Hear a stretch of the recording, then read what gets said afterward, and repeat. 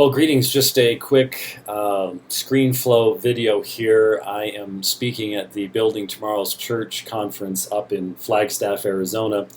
I was just leaving home when the profaning of marriage took place here in the United States. And so I really haven't had a chance to comment other than just a few brief things on Facebook. And so I wanted to just briefly address it. Far smarter people than I have already dissected especially the dissenting opinions, mined some incredible quotes from there. I would highly recommend that you listen to the special edition of the briefing that Albert Mohler did. Bob Gagnon has posted an article. So there's a lot out there. I think all of us who have wandered into the social media area have already seen in less than 36 hours now? Well, no, 24. Yeah, 48 hours. Brief period of time. A outpouring of exactly what we have been saying to our society all along would be the result of this. There have been a lot of really bad Supreme Court decisions in the past. You think of Dred Scott, you think of Roe v. Wade. Those decisions did not make what they were speaking of moral or good. I mean, we plainly point out that Roe v. Wade it's absurd in its reasoning, in its argumentation. It's immoral, it's despicable, it's disgusting. But because the pro-life movement has been making progress, primarily I think Dr. Mohler is right, because most people today, if you have brothers or sisters, you saw them as little children, as a ultrasound image on the refrigerator, or you've seen it, your own ultrasound of when you were in the womb.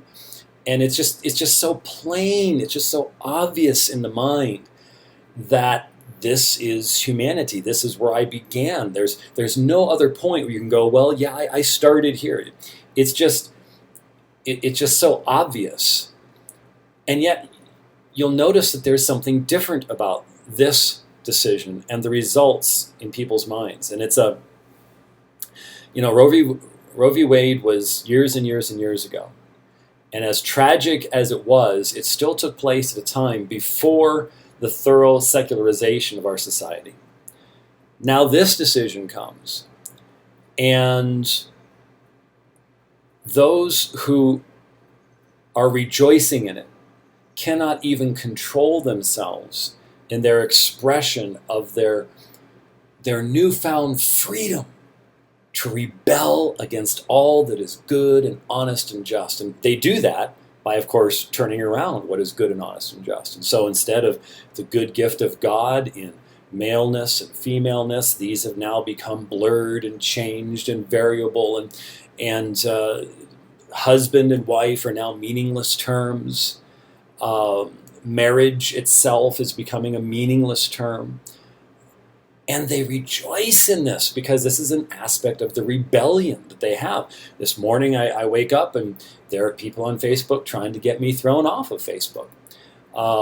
These are the most intolerant, fascist, totalitarian people on the planet. And they are absolutely in control. Well, we see this. We've warned that it was coming. We all knew that it was coming. And there are going to be a number of books coming out over the next couple of weeks, literally. I hear Albert Mohler has one coming out. Haven't seen that one. I have read Michael Brown's book, Surviving the Gay Revolution, and that'll be well worth your time to read. Good stuff in there. There's going to be a number of people, lots of folks preaching sermons and everything else. That's great. That's wonderful, and we definitely need that. But we certainly need to, I think, I just want to show you some of the images that we've seen that just have absolutely shocked me. Here's one that I posted.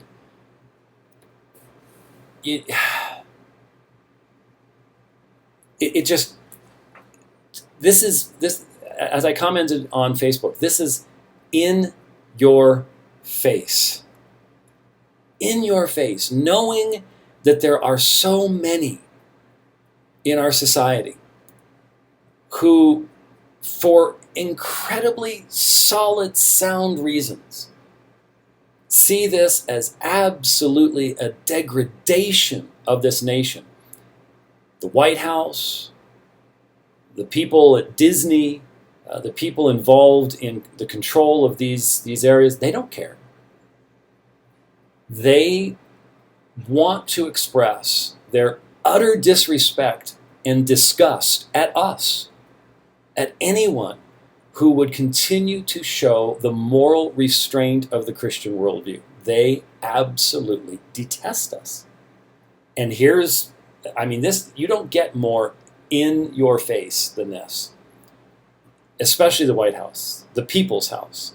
The people who built that building are spinning in their graves at the revolution, the overthrow, and the rejection of everything they built. And it has been a revolution, my friends. This is a revolution. The nation that I grew up in, I don't even know. Then we have the Department of Education. You want the 148,361st reason to homeschool while we still have the opportunity to do so. I predict within 10 years we will not. Here it is. This was from the Department of Education website, a more in your face. This is what we are going to shove down the throats of your children. We don't care. The state has all power. This is fascism. This is totalitarianism. And it is all around us. And then one last thing here.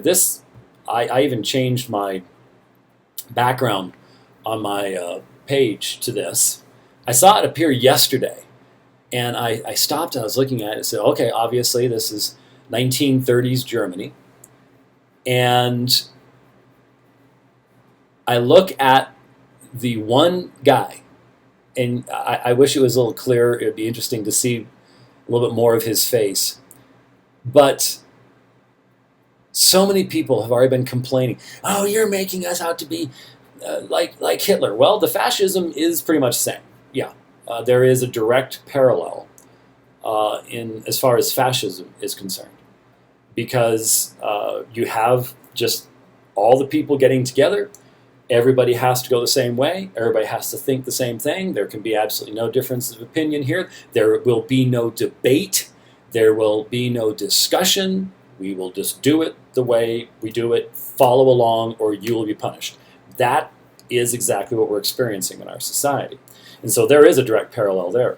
But here's the one guy, and he's got his arms folded. Now, is it possible that he was daydreaming and was a fascist himself? Oh, anything's possible. But the point of the graphic is clear. You've got the one person saying, no, I'm not going with the crowd. I am not going with the crowd. Just not going to do it. And that's the mentality we're going to have. Doesn't matter if the guy over there, the gal over there, the people behind you, the people in front of you are saluting. I don't care if they all change their avatars to rainbows. Not going to do it. Not going to do it. And I know they're going to try to punish me for that. I know they're going to try to silence me for that, because they are filled with hatred toward anything, because they can't defend their position. They've not thought it through. It's visceral. It's emotional. It's not intellectual. But that's what this says to me. That's what this image says to me is, I'm not going along. I'm not going along. Now, of course, for a Christian, that's just the way it has to be. That's just, we have, the Lord is our ultimate authority. We do not bow the knee to Caesar. And we render unto Caesar the things that are Caesar, pay our taxes. Hey, it's the people in the government that are responsible for what they do with that money. They will answer for everything they do. Every single person who has ever voted to support abortion, partial birth abortion, they will answer before God for that. We render to Caesar the things that are Caesar's, but we don't give him anything beyond that, and we can't bow the knee to him. We cannot bow the knee to him. Doesn't matter what everybody around us is doing. And so a lot of our brothers and sisters all across the world have been facing this all along. We need to learn from them. So there'll be more to be said, obviously, in the future, but I wanted to just sort of catch up a little bit and say I'm encouraged by what I've seen. Yeah, some of the Christian responses I haven't been overly encouraging, but for the most part, people realize, you know what, we can't respond in hate, but we have to respond with truth, and that's been encouraging to me. And certainly being up here with these young people, they know I've been directly straightforward with them.